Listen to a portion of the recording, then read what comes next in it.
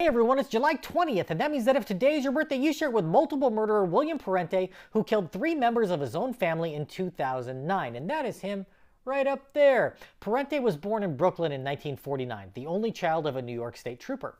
Thanks to an uncle paying for his tuition, he was able to go to Brooklyn College and Brooklyn Law School, after which he began working for a Wall Street firm in the late 70s.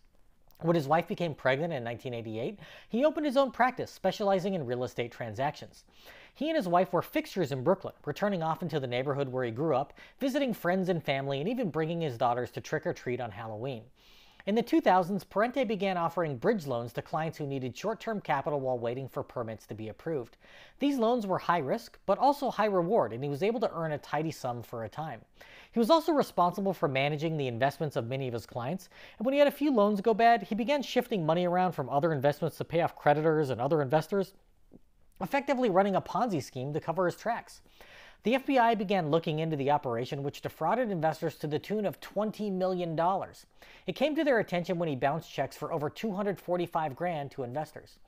Feeling the grips of the feds closing in, Parente decided his only escape was for he and his family to die?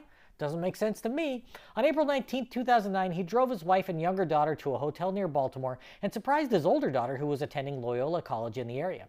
She told the family that she would come see them at the hotel, but before she did, Parente strangled his wife and left her body in the bed. Next was his 11-year-old daughter, who he killed and left lying next to her mother. Later that day, his older daughter showed up at the room, where she was asphyxiated and left lying on the bed as well. At some point that day, Parente went to a crate and barrel store across the street from the hotel and purchased a knife, but it is unknown whether that was before or after the murders.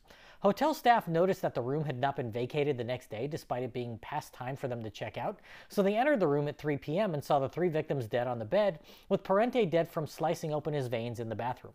Separate funerals were held for Parente and the rest of his family, with relatives obviously not wishing to attend one for the man who killed the rest. Parente had set up a $5 million life insurance trust, and a legal fight ensued after the incident between investors and relatives of the family, with a threat of holding a posthumous murder trial for him, but the courts decided in 2010 that the money should go to those who had lost money as investors. If this is your birthday, I hope you have a great day. Leave me a comment so I can wish you a happy birthday. If you know somebody whose birthday it is today, send them this video so they can find out all about their birthday twin. And to William Parente, I say, happy birthday, you bastard.